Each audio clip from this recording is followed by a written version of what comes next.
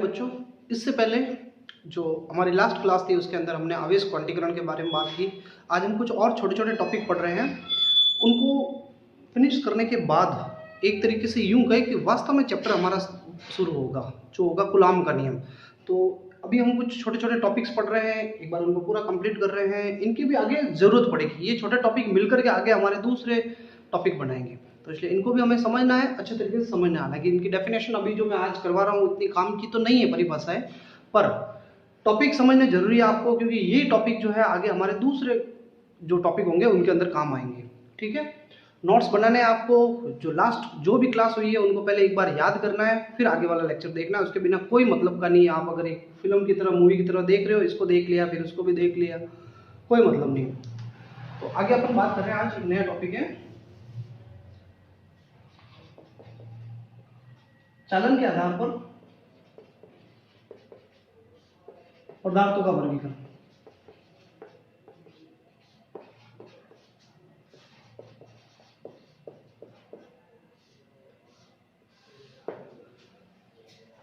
चालन के आधार पर पदार्थों को जो है कितने भागों में बांटा गया है?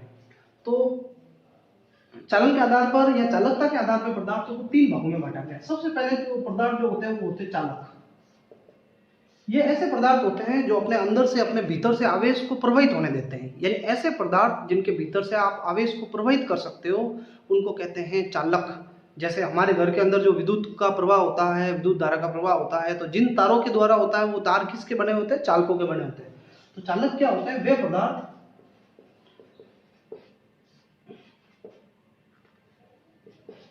जिनके भीतर से आवेश प्रवाहित हो सकता है या आवेश प्रवाह संभव हो, क्या कहलाते हैं? चालक कहलाते हैं।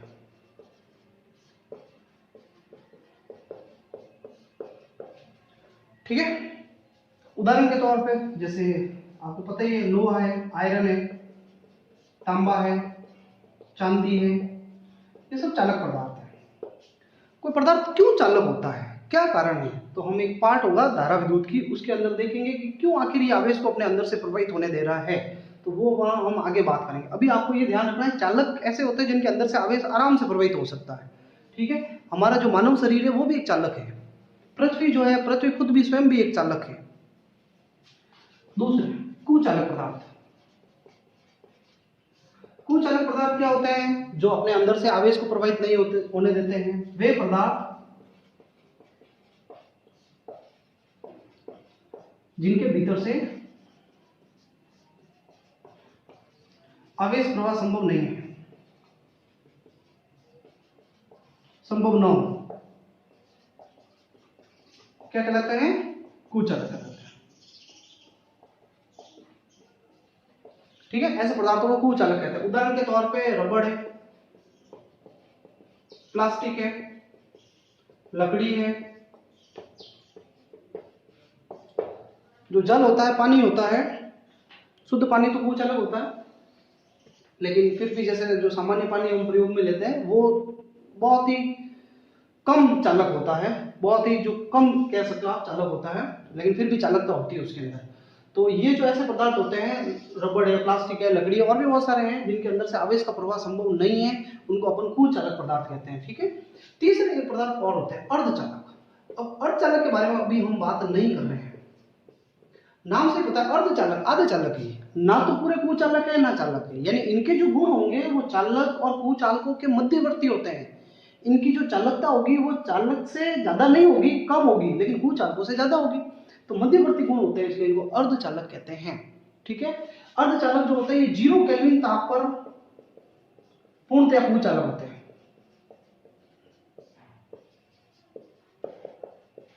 परंतु ताप बढ़ाने पर चालक बन जाते हैं, ताप बढ़ाने पर चालक की तरह व्यवहार करते हैं, उनको कहते हैं अर्धचालक। हमारे पूरा एक चैप्टर है इसके ऊपर, पूरा एक पार्ट है, बड़ा पार्ट है, तो वहां पे हम अर्धचालक के बारे में बहुत डिटेल से बात करेंगे। तो इसलिए अभी हमने सामान्य परिभाषा लिख करके छोड़ दिया इसको, लेकिन हमें अर्धचालकों के उदाहरण याद होने चाहिए। और 2 शुद्ध अर्धचालक, एक सिलिकॉन और एक जर्मेनियम, ये 2 शुद्ध अर्धचालक हैं, सिलिकॉन और जर्मेनियम। कुचालक चालक और अर्धचालक में क्या अंतर है ये आपको पता चल गया। अब हम एक नया टॉपिक पढ़ रहे हैं, किसी वस्तु को आवेशित किस प्रकार से कर सकते हो।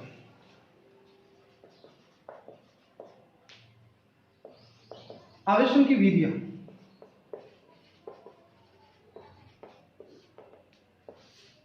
देखो, ऐसी जो भी चीज जो परीक्षा की दृष्टि से उपयोगी नहीं होगी उसको मैं थोड़ा उसको समझा दूंगा आप लोगों को, लेकिन लिखवाएंगे उसको कम, अपन लिखेंगे कम उसको, ठीक है। तो इसलिए आपको ज्यादा टेंशन लेना नहीं, जो लिखवाया जाए उसको अच्छे तरीके से हमें याद करना है। ऐसे नहीं आप खाली देख रहे हो उनको खाते खाते मन में आए, जैसे 2 मिनट चले गए इधर आकर के फिर देख रहे हो, फिर कोई मतलब नहीं होगा। बीच में बिल्कुल भी आपको ब्रेक नहीं लेना है, उठना नहीं है। पूरा ये टॉपिक, पूरा जो आपको एक वीडियो दिया जा रहा है, एक लेक्चर अवेलेबल कराया जा रहा है, उसको पूरा कंप्लीट करके ही उठना आपको। और आपको एक रेगुलरिटी बनानी है, फिक्स टाइम के अंदर इनको देखना है, इसी समय में देखना है इनको, और फिर उसके बाद इतनी देर के अंदर हमें इन टॉपिक को याद कर लेना है। नहीं याद हो तो फिर और याद करें इसको, बाकी एक बार कैसे करके इनको याद कर लेना आपको, ठीक है। जब भी कोई अगले क्लास स्टार्ट करते हो आप, तो उससे पहले एक बार टॉपिक को रिवाइज कर लो, फिर इस क्लास को करो। देखो, पीछे वाले सारे रिवाइज कर रहे हैं एक बार, क्योंकि साइंस के अंदर, फिजिक्स के अंदर, केमिस्ट्री के अंदर या कोई भी सब्जेक्ट हो, साइंस के जो सब्जेक्ट है वो आपस में टॉपिक एक दूसरे से जुड़े हुए होते हैं। आपने पीछे वाला टॉपिक पढ़ा, वो टॉपिक ही आगे बड़ा होकर के आपके सामने आएगा। इसलिए पीछे वाले टॉपिक को अपनों को अच्छे तरीके से समझना है, फिर आपको इनको आगे देखना है, ठीक है। तो आवेशन की विधि, साथ साथ में आपको पुराने पिछले साल के जो भी क्वेश्चन आए गए हैं उनके बारे में भी बताया जाएगा, ताकि आपको आइडिया लग जाए कि इस टॉपिक से रिलेटेड कैसा सवाल पूछा गया परीक्षा के अंदर। तो आवेशन की विधियां, देखो 3 प्रकार की विधियां होती है। किसी वस्तु को आवेश देने की 3 विधियां संभव है। पहला है घर्षण विद्युत की, या घर्षण द्वारा, ठीक है। जब आप 2 वस्तुओं को रगड़ते हो तो रगड़ने पे क्या होता है, एक वस्तु से कुछ इलेक्ट्रॉन हटके दूसरी वस्तु के ऊपर पहुंच जाते हैं, और ऐसी प्रक्रिया में जिससे इलेक्ट्रॉन हटते हैं वो तो वस्तु धनावेशित हो जाती है, बताया गया आपको, और जिस वस्तु के अंदर इलेक्ट्रॉन जुड़ जाएंगे वो ऋण आवेशित हो जाती है, ठीक है। और दोनों के दोनों वस्तुओं के ऊपर आवेश आ जाता है। तो घर्षण द्वारा का क्या मतलब है, जब 2 वस्तुओं को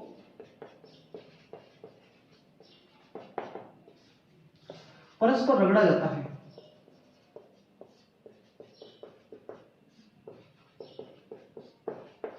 तो इलेक्ट्रॉनों के स्थानांतरण द्वारा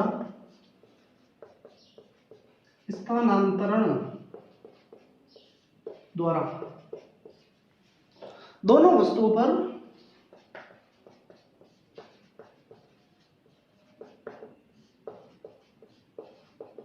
बराबर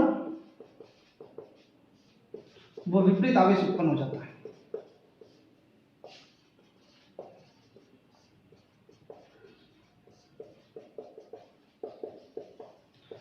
इसको आप कहते हो घर्षण द्वारा या घर्षण विद्युत की। जब भी 2 वस्तुओं को आप रगड़ोगे, जैसे ये एक वस्तु है, ये एक वस्तु है, इन दोनों को आपने रगड़ा, ऐसे रगड़ा, मैंने बताया था, आप स्केल को आप बाल से रगड़ो तो फिर उसको कागज के टुकड़े के पास लाओ तो कागज का टुकड़ा चिपक जाएगा, तो ये आवेशन हो गया घर्षण द्वारा। जैसे आपने इन दोनों वस्तुओं को रगड़ा तो इस वस्तु से इलेक्ट्रॉन निकल करके इस दूसरी वस्तु के ऊपर चले गए, तो इस वस्तु से 2 इलेक्ट्रॉन निकल गए, इसके ऊपर कितने प्लस आ जाएंगे, 2, और इस वस्तु के ऊपर 2 इलेक्ट्रॉन आगे, इसके ऊपर आ जाएगा आवेश -2। तो इस वस्तु का कुल आवेश कितना होगा, +2, और इस वस्तु का आवेश कितना होगा, -2। लेकिन मैंने आप लोगों को आवेश क्वांटीकरण की क्लास के अंदर ये बताया गया है कि इस वस्तु से 2 इलेक्ट्रॉन हटे हैं और आपसे पूछे कि इसके ऊपर कितना आवेश आ गया है, तो अब आपको 2 नहीं कहने। ये तो स्टार्टिंग में ठीक है, जब आपने आवेश क्वांटीकरण नहीं पढ़ा तब बताया गया था, लेकिन अब तो आपको आवेश क्वांटीकरण पढ़ा दिया गया। तो इस वस्तु के ऊपर कितना आवेश, 2 इलेक्ट्रॉन हटे तो इसका आवेश होगा 2e, ई लगाना, ई से गुणा करना है, ई 1 इलेक्ट्रॉन का आवेश होता है, और इसमें 2 इलेक्ट्रॉन जुड़े हैं, इसका आवेश हो जाएगा -2 ही, ठीक है। तो इन दोनों वस्तुओं के ऊपर ऐसे आवेश उत्पन्न हो गया। अब देखो, इसमें एक बात ध्यान रखनी है, एक तो घर्षण द्वारा जो आवेश आता है वो स्थायी होता है, यानी दोनों वस्तुओं को आप अलग अलग ले जाओ, कहीं ले जाओ, बोले एक को इधर ले जाओ, एक को उधर ले जाओ, उनके ऊपर आवेश रहेगा, तो वस्तु के ऊपर आवेश स्थायी आवेश आता है, ठीक है ना। दूसरी जो चीज है, ये खाली जो दोनों वस्तुएं हैं भाई, दोनों चालक नहीं होनी चाहिए, दोनों कुचालक होनी चाहिए, यानी ये जो घर्षण द्वारा आवेश उत्पन्न करते हैं वो कुचालकों में ही संभव है। चालक में क्या होता है, जब 2 चालक वस्तु को आप रगड़ते हो तो आवेश उत्पन्न हुआ, मान लो इलेक्ट्रॉन स्थानांतरित हुए, लेकिन आपके हाथ में पकड़े हुए हैं, तो आप मानो खुद भी एक चालक होता है, तो वो आवेश उस वस्तु से होते हुए आपके शरीर से होते हुए सीधे पृथ्वी में चले जाते हैं, तो वस्तु के ऊपर टिकते नहीं। तो जनरली हम रगड़ने रगड़ करके घर्षण द्वारा आवेश जो उत्पन्न करते हैं वो कुचालक वस्तुओं में, इसलिए मैंने स्केल का इनका उदाहरण दिया था। आगे हमने कांच की छड़ को रगड़ा था, एबोनाइट की छड़ को रगड़ा था, ये सब कुचालक पदार्थ है। ठीक है, तो ये आपको दोनों बातें इनके बारे में पता होनी चाहिए कि रगड़ करके हम जो आवेशन उत्पन्न करते हैं घर्षण द्वारा वो कुचालकों में ही किया जाता है। ठीक है, ये पहली विधि थी।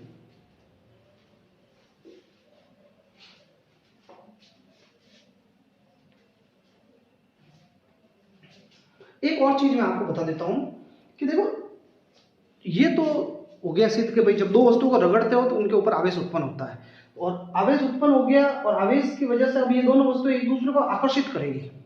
ऐसे कैसे? हमने देखा था कांच की दो छड़ों को आपने फर के कपड़े से रगड़ा तो दोनों पे धनावेश आया था, दोनों को पास में लाए थे तो वो प्रतिकर्षण कर रही थी।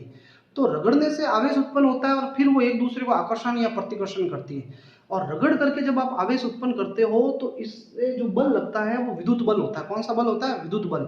यानी विद्युत बल हो या ये घर्षण बल हो, इनकी सबकी उत्पत्ति एक जैसी है। ये सब विद्युत चुंबकीय बलों के प्रकार है। ये किस प्रकार के बलों के प्रकार है? विद्युत चुंबकीय बलों के। ठीक है ना, क्योंकि इनमें कहीं ना कहीं आकर्षण और प्रतिकर्षण जो हो रहा है वो आवेश की वजह से हो रहा है। घर्षण बल भी जो है वो एक प्रकार का विद्युत चुंबकीय बल है। उसमें भी दो वस्तुएं जब संपर्क में आती है तो अणुओं के मध्य आकर्षण होता है। ठीक है, तो ये हो गया आपके कंप्लीट। इसको मैं हटा देता हूं, दूसरी विधि पढ़ते हैं।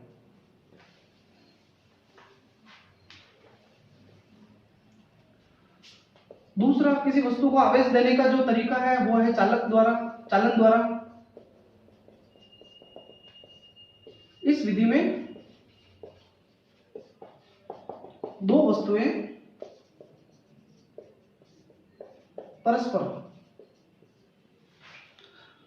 परस्पर भौतिक रूप से संपर्कित की जाती है। परस्पर संपर्कित कर आवेश एक वस्तु से दूसरी वस्तु की ओर प्रवाहित किया जाता है।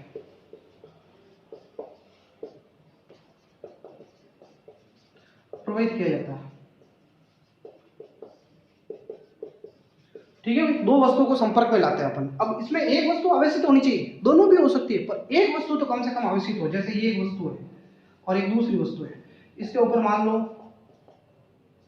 6 प्लस है, 1 2 3 4 5 6, और ये एक दूसरी वस्तु है। दोनों का आकार बराबर है, एक जैसे आकार है, एक जैसी आकृति है। अब आपने इनको एक तार से जोड़ दिया तो इस वस्तु के पास आवेश ज्यादा है, इसके पास है ही नहीं बिल्कुल आवेश, तो आवेश इस वस्तु से प्रवाहित होकर इस पे आ जाएगा, और यहाँ से आवेश तब तक जाएगा जब तक दोनों के बराबर हो जाएगा। यानी 3 प्लस इसके ऊपर भी आ जाएंगे, 3 प्लस इस पे, 3 प्लस इस पे। तो इस पे आवेश नहीं था पहले, पर अब कहां से आया? क्योंकि इसने इसको दिया। क्या हमने दोनों को रगड़ा क्या? नहीं, रगड़ा नहीं, हमने दोनों को संपर्कित कराया, टच कराया, जोड़ा है, तार से जोड़ा या सीधे ही टच कर दो, आपने संपर्कित कराया। तो संपर्कित कराने पर एक वस्तु से दूसरी वस्तु की तरफ आवेश जाता है, जिसको कहते हैं चालन। रगड़ते नहीं है, संपर्कित कराया खाली, और बराबर आवेश जाता है। इस बात को आपको याद रखना है कि अगर दो वस्तुओं का आकार बराबर है, आकृति बराबर है, तो दोनों पे बराबर आवेश आएगा अगर उनको संपर्कित करा दिया जाए, टच करा दिया जाए। आगे हम आंकिक प्रश्न करेंगे, वहां पर ये काम आएगा। ठीक है, अच्छा एक बात ये ध्यान रखनी है आपको कि ये जो विधि है इसमें भी आवेश इससे ही जाएगा। ठीक है, इसमें भी आवेशन तो इससे ही हो रहा है, लेकिन ये जो विधि है ये खाली चालकों में ही संभव है। ये चालक वस्तु होनी चाहिए, ये चालक, क्योंकि आवेश प्रवाहित हो रहा है और आवेश का प्रवाह जो होता है वो केवल चालकों में होता है। इसलिए ये चालन द्वारा आवेश जो है, नाम ही चालन है, तो ये केवल चालकों में संभव है,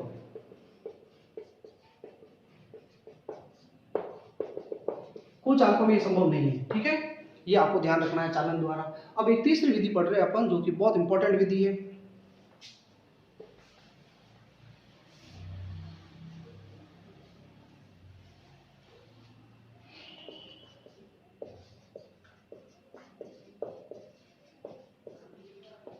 तीसरी विधि स्थिर वैद्युत प्रेरण।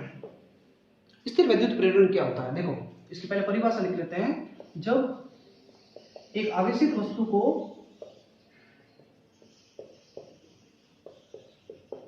किसी अनावेशित वस्तु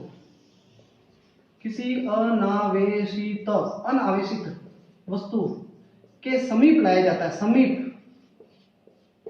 लाया जाता है, भाई पास लेके आए हो आप, उसको संपर्क नहीं करवाना है, खाली पास में लेके आ जाओ। एक आवेशित वस्तु को अनावेशित वस्तु के पास लानी है, अनावेशित वस्तु के पास लाया जाता है तो तो अनावेशित वस्तु के निकटवर्ती पृष्ठ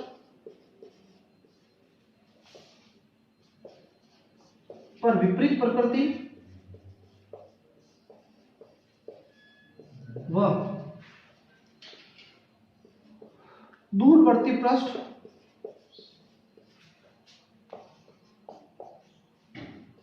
पृष्ठ पर समान प्रकृति का आवेश उत्पन्न हो जाता है।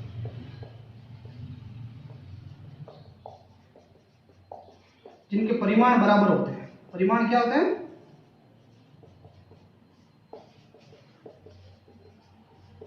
होते हैं आवेशन की यह अस्थायी विधि, अस्थायी भाई ये स्थायी नहीं है, ध्यान रखना। अस्थायी विधि को विद्युत चुंबकीय नहीं सॉरी स्थिर विद्युत प्रेरण कहते हैं। क्या कहते हैं? स्थिर विद्युत प्रेरण कहते हैं। तो स्थिर विद्युत प्रेरण के बारे में हमें दो बातें पता होनी चाहिए। एक तो ये आवेशन की अस्थायी विधि, यानी ये तब तक की दोनों वस्तु, तब तक की वो दूसरी वाली वस्तु अनावश्यक वस्तु जो है वो तब तक की आवेशित होगी जब तक वो पहले वाली वस्तु उसके पास में। अभी हम समझेंगे उदाहरण से। तो एक तो ये अस्थायी विधि, दूसरी ये भी केवल चालकों में ही संभव है।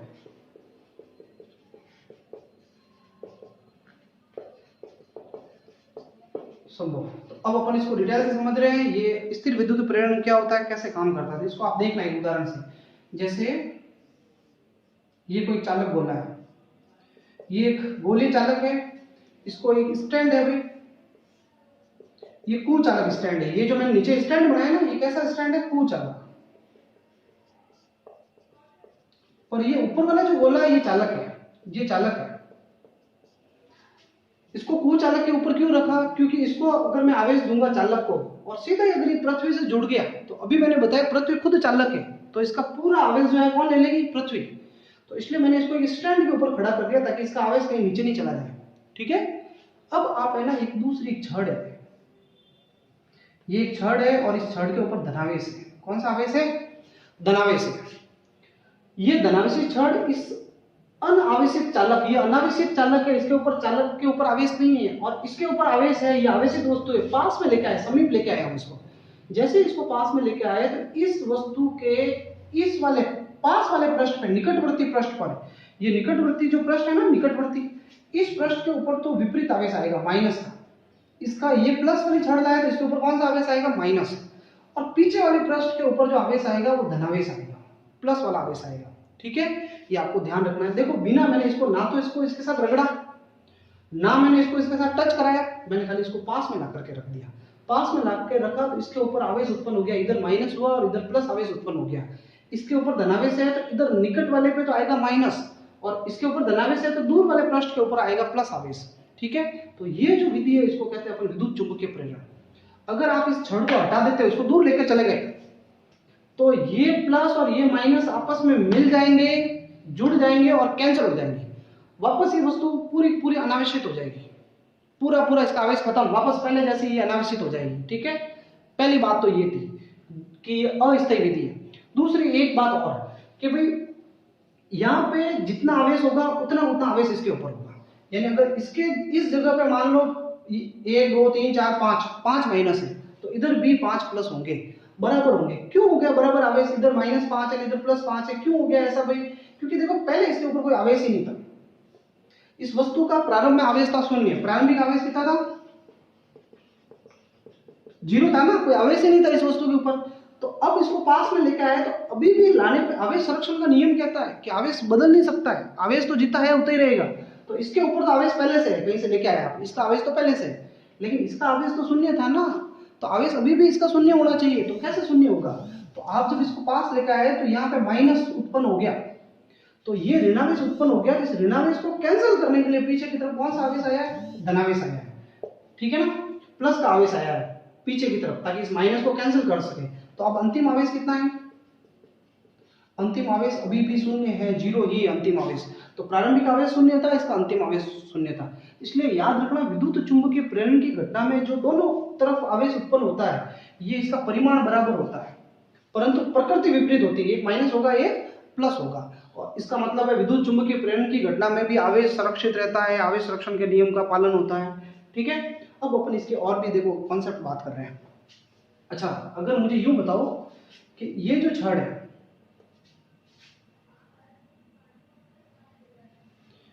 ये जो छड़ अगर माइनस होती तो क्या होता? ये अगर ऋण आवेशित छड़ होती तो ये जो चालक है, इसके इस पृष्ठ पर आ जाता धनावेश, धनावेश आ जाता। ठीक है, और जितना धनावेश इधर उत्पन्न हुआ है उतना यहाँ पर कौन सा आवेश आ जाता? ऋण आवेश उत्पन्न हो जाता। तो बराबर आवेश उत्पन्न हो रहे हैं, देख लो, प्रकृति विपरीत है। निकट वाले पृष्ठ पे हमेशा इसका विपरीत आएगा, इस वस्तु का आवेश जितना है उसका विपरीत आवेश आएगा, और इधर इसका समान आवेश आएगा। इन दोनों के परिमाण बराबर होंगे। इन दोनों के परिमाण कोई जरूरी नहीं है, इसका अलग हो सकता है, इसका अलग हो सकता है, पर इन दोनों के परिमाण बराबर होंगे। अगर ये प्लस का 5 है तो ये माइनस का 5 होगा, ये प्लस का 6 है तो ये माइनस का 6 होगा। ठीक है, ये विद्युत चुंबकीय प्रेरण की घटना थी। अब एक और चीज देख रहे हैं, देखो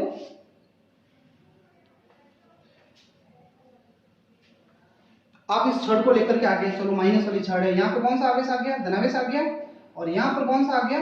ऋण आवेश आ गया। अगर आप इस वस्तु को पृथ्वी से जोड़ देते हो, इसको ऐसे, मैंने ऐसे देखो ऐसे चिन्ह बनाया, इसका मतलब है इसको पृथ्वी से जोड़ दिया।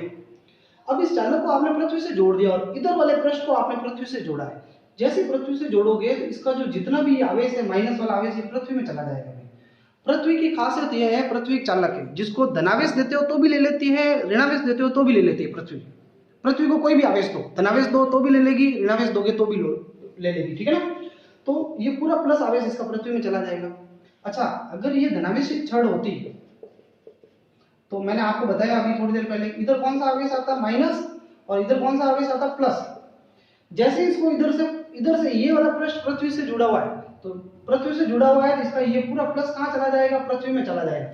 इसको पृथ्वी से जोड़ते हो, इसको कहते हैं भू संपर्कित कर दिया आपने। क्या कर दिया?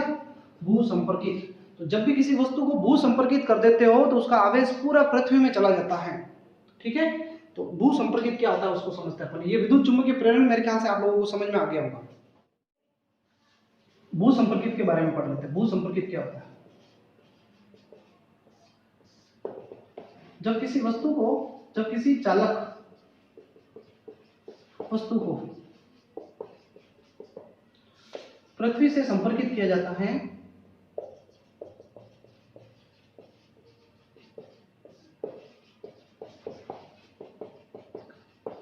तो इसे भू संपर्कन कहते हैं। भू संपर्कन या भू संपर्कित करना कहते हैं। ठीक है, किसी भी वस्तु को पृथ्वी से जोड़ दो, इसको इंग्लिश में कहते हैं ग्राउंडिंग।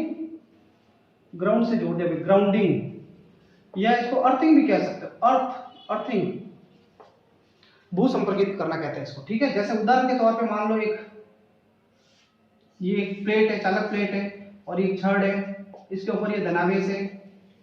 तो धनावेशित छड़ पास में ले आए तो इस चालक प्लेट के ऊपर इधर तो कौन सा आवेश आएगा? माइनस, बताया गया आपको, और इधर की तरफ कौन सा आवेश आएगा? प्लस, धनावेश बराबर आएगा। इसके ऊपर और इसके ऊपर, दोनों के ऊपर बराबर आवेश आएंगे। ठीक है ना, तो अब मैं ये कह रहा था कि अगर इसको पीछे वाले हिस्से को आप पृथ्वी से जोड़ दो, ये जो संकेत बनाया मैंने, ऐसे बड़ी लाइन, फिर छोटी, फिर और छोटी और छोटी, इसको कहते हैं भू संपर्कित कर दिया आपने। जैसे भू संपर्कित करोगे तो ये जितना भी आवेश पड़ा है ये सीधा कहाँ चला जाएगा? पृथ्वी के अंदर चला जाएगा। ठीक है, तो आप बड़े चित्र बना सकते हो। जैसे ये पहले तो आवेश था इधर, तो दूसरे चित्र में मैंने इसको क्या कर लिया? भू संपर्कित कर लिया। भू संपर्कित कर दिया मैंने, तो ये पूरा आवेश इसका कहाँ चला गया? पृथ्वी के अंदर चला गया। अच्छा, भू संपर्कित की क्या जरूरत है? तो भू संपर्कित की जो जरूरत है, इसका एक तो हमारे घर के अंदर विद्युत उपकरण जो है सुरक्षित रहते हैं भू संपर्कित करने पे, और दूसरा आपने एक तड़ित झंडा नाम सुना होगा,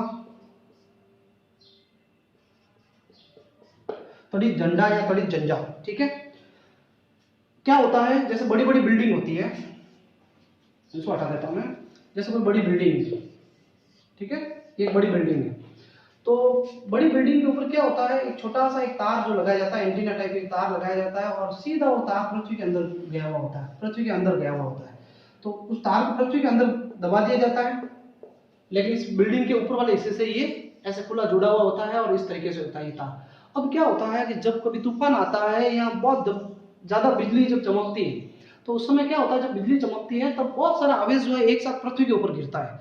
तो जब बहुत सारा आवेश अचानक एक साथ अगर पृथ्वी पे गिरेगा और इस बिल्डिंग के ऊपर गिरेगा, तो हो सकता है ये बिल्डिंग जो है, इतना सारा आवेश गिरे तो एकदम ये बिल्डिंग जो है डैमेज हो सकती है, इसको नुकसान पहुंच सकता है, इतनी सारी अगर बिजली गिरे।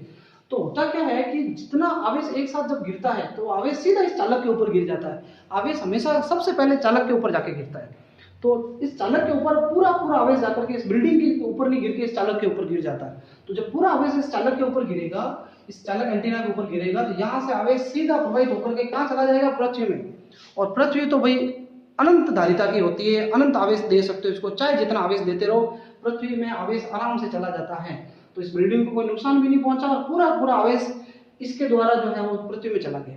और ये तार चालक का होना चाहिए और ये पृथ्वी से जुड़ा होना चाहिए, भू संपर्कित है, यानी ये पृथ्वी से जुड़ा हुआ है, तो भू संपर्कित का ये उपयोग है। ऐसा कैसे, आपने घर के अंदर देखा होगा 3 तरीके के तार होते हैं, 3 तरीके के तार होते हैं हमारे घरों के अंदर, ठीक है। एक लाल कलर का तार होता है, एक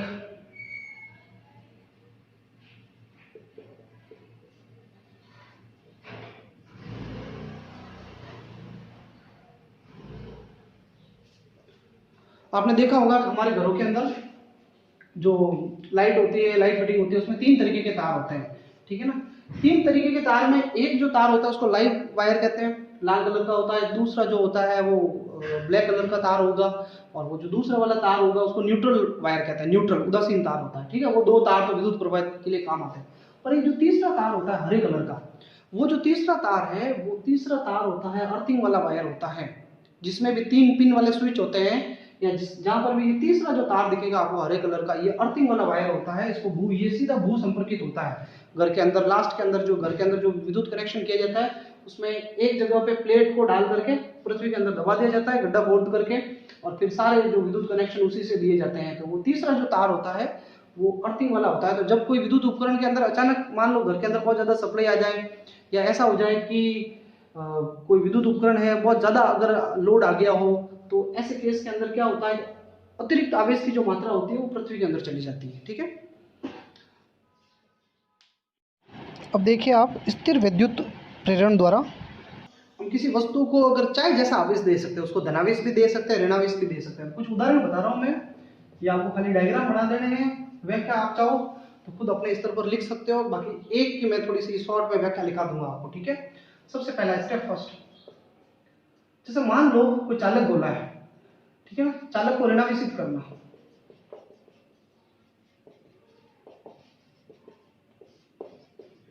मुझे चालक को ऋण आवेश देना है, चालक गोले को, और किसके द्वारा ऋण, स्थिर विद्युत प्रेरण द्वारा।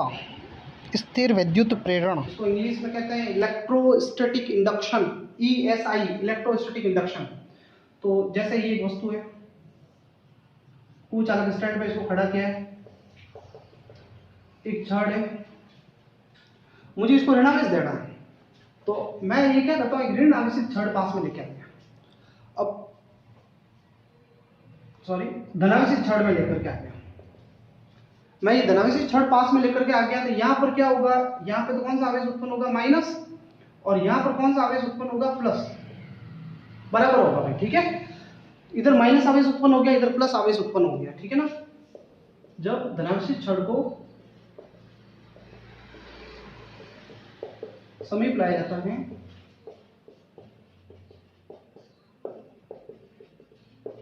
तो चालक के दोनों पृष्ठों पर विपरीत आवेश उत्पन्न हो जाता है।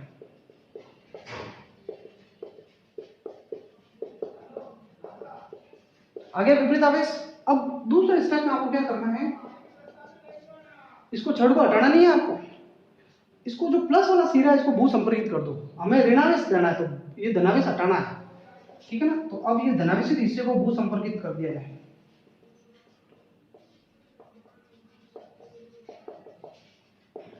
भू संपर्कित कर दिया, करो भाई। ये चालक है, स्टैंड है, ये वस्तु पड़ी है धनावेशित, ये यहाँ पे माइनस आवेश पड़ा है, इसको मैंने इधर से भू संपर्कित कर दिया, तो जितना भी प्लस था वो सीधा कहाँ चला जाएगा, पृथ्वी में चला जाएगा। चला गया। अब क्या करो, इसको ये जो ये वाला भू संपर्कित वाला हिस्सा इसको हटा दो। चौथा स्टेप, भू संपर्कन हटा दो, हटा दे।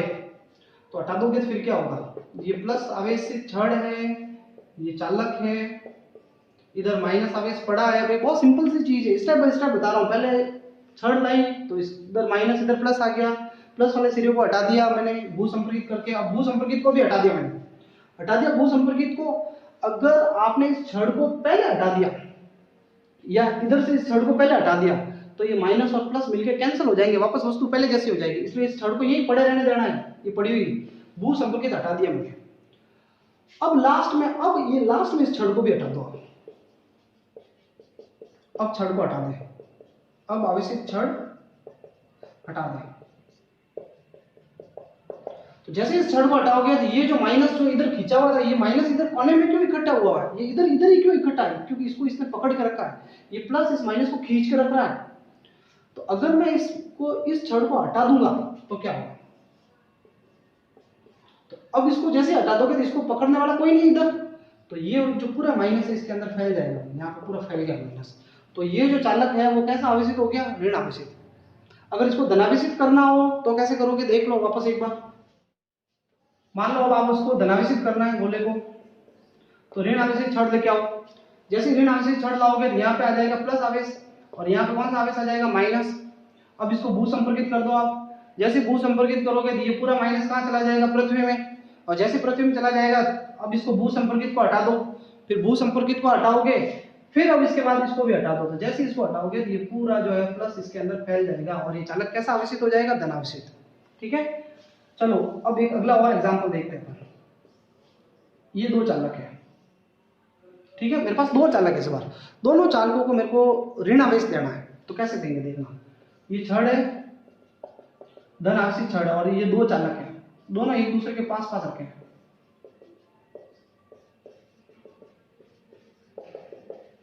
ठीक है, धनावेशित छड़ है, इधर की तरफ तो आ जाएगा भाई माइनस, और अब इधर प्लस नहीं आएगा क्योंकि ये दोनों जुड़े हुए, दोनों मिलकर के एक चालक है, ये पूरा एक साथ टच है, पूरा एक चालक है। तो यहाँ पे माइनस आया तो अब सबसे दूर वाले हिस्से पे कौन सा आवेश आएगा, प्लस आ जाएगा। ठीक है, मुझे दोनों चालकों को ऋण आवेश देना है, ऋण आवेश दोनों को।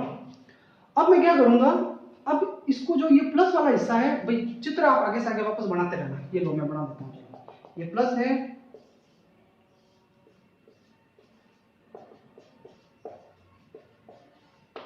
अब मैं ना इसको ये वाले हिस्से को मैं भू संपर्कित कर रहा हूँ। यहाँ पे माइनस तो पड़ा है और ये प्लस वाला हिस्सा भू संपर्कित कर दिया, तो पूरा आवेश कहाँ चला जाएगा, ये प्लस वाला आवेश पृथ्वी में चला जाएगा।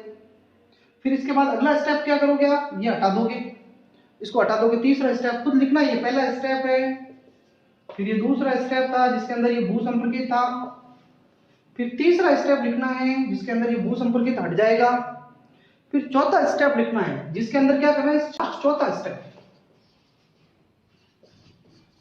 सॉरी लास्ट में पांचवा स्टेप लास्ट होगा। फिर इसके बाद क्या करो, इसको हटा दो आप। जैसे इसको हटाओगे तो ये दोनों जो है, जैसे आप इस छड़ को हटा दोगे, ये जो माइनस है इसकी वजह से आकर्षण के कारण यहाँ चिपका हुआ था, अब ये हटाते ही इन दोनों के ऊपर जो है बराबर माइनस आ जाएगा। ठीक है, बराबर आ जाएगा भाई। अगर 8 प्लस है तो दोनों के ऊपर 4 4 आ जाएंगे, 6 है तो बराबर 3 3 प्लस आ जाएंगे, और दोनों अभी भी संपर्क में। ठीक है ना, दोनों के ऊपर बराबर आवेश आ गया और इसको हटा दिया। फिर लास्ट पांचवा स्टेप है जिसमें इन दोनों को एक दूसरे से अलग कर दो, इन दोनों को एक दूसरे से अलग अलग कर दो। तो यहाँ पे भी माइनस, यहाँ पे भी माइनस, ये दोनों चालक जो है ऋण आवेशित हो गए। ऐसे कैसे आप इनको धनावेशित भी कर सकते हो। ठीक है, अच्छा देख, दूसरा एक छोटा सा टॉपिक कर रहे हैं अपन, स्वर्ण पन्नी विद्युतदर्शी गोल्ड लीफ इलेक्ट्रोस्कोप। ये क्या होता है, इसके द्वारा आप आवेश की मात्रा वो प्रकृति ज्ञात कर सकते हो।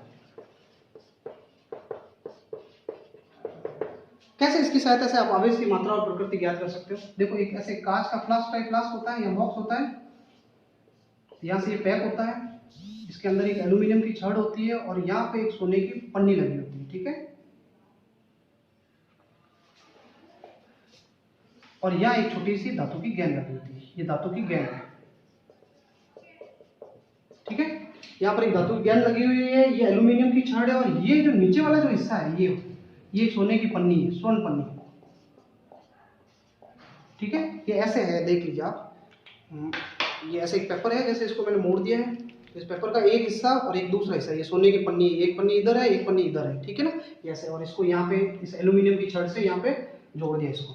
अब क्या होगा कि जैसे ये एक छड़ है, अब आपको पता करना है इसके ऊपर आवेश है, तो अब आंखों से तो दिखेगा नहीं हमें आवेश है, तो जैसे ये मान लो धनावेशित छड़ है, जैसे इसको इससे संपर्कित कराओगे, ये सब चालक है, ध्यान रखना, इसको इससे टच करोगे, टच करते ही आवेश यहाँ से प्रवाहित होते होते यहाँ पहुंच जाएगा और इसके ऊपर धनावेश आने लगेगा।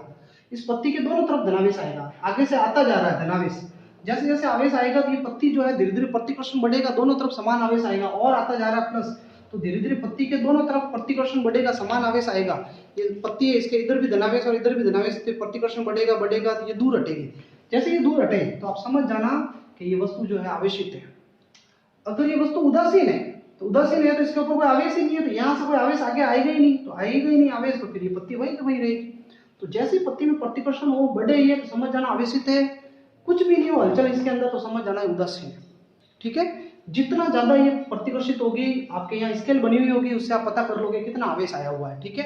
अच्छा, आवेश की प्रकृति भी पता कर सकते हो, जैसे मुझे पता करना है छड़ पे धनावेश है या ऋणावेश है, तो पहले तो इसको पत्ती को आप आवेश दे दो, इसको दे दो, जैसे मान लो इसको मैंने प्लस दे दिया, पहले से धनावेश दे दिया। अब मुझे पता करना है कि इस पे कौन सा आवेश है, चलो इस पे मान लो आप प्लस है, ठीक है। तो जैसे इसको इससे टच करोगे तो क्या होगा, ये प्लस इधर आएगा, यहां से होते हुए प्लस इधर आएगा, अब ये प्लस इधर आएगा और प्लस आएगा, तो ये क्या होगा, धीरे धीरे और प्रतिकर्षण बढ़ेगा, दूर हटेगी। तो जैसे जैसे आवेश आएगा ये दूर हटेगी, तो जैसे ये दूर हटने लग जाए, समझ जाना यहाँ जैसा आवेश दिया आपने, ये पता है आपको धनावेश, तो यहाँ पर भी कौन सा आवेश है, धनावेश है। पर अगर ऐसा हो जाए, मान लो ये ऋणावेशित है, तो क्या होगा, तो जब इसको टच करोगे, इसको आपने धनावेश देके रखा है पहले, पता है आपको धनावेश है, इसको टच करोगे तो यहाँ माइनस आएगा, ये माइनस इस प्लस को कैंसिल कर देगा, तो धीरे धीरे धनावेश कम होगा, और माइनस आएगा और प्लस कैंसिल होंगे, तो धीरे धीरे धनावेश कम होगा, तो ये नजदीक आएगी। तो जैसे ये नजदीक आएगी तो पत्तियां सिकुड़ने लगेगी, जैसे सिकुड़ने लग जाए तो आप समझ जाना यहाँ पे विपरीत आवेश है, इधर प्लस था तो इधर कौन सा है, माइनस है, ठीक है। ये धीरे धीरे जैसे जैसे माइनस आएगा, पूरा प्लस जब तक खत्म नहीं हो जाए ये सिकुड़ती रहेगी। फिर अब क्या होगा, अब और माइनस आ रहा है, तो वापस दोनों तरफ माइनस आएगा, तो ये वापस क्या होने लगेगा, प्रतिकर्षण होने लग जाएगा, वापस फैलने लगेगी। तो एक बार अगर सिकुड़ती है और फिर उसके बाद विक्षेपित होती है, तो समझ जाना इसका विपरीत आवेश इधर है। और अगर मान लो आपने टच कराया और दूर जाती जा रही है, तो समझ जाना आपके आवेश इसका और इसका समान है। तो ये स्वर्ण पन्नी की दूरदर्शिता, ठीक।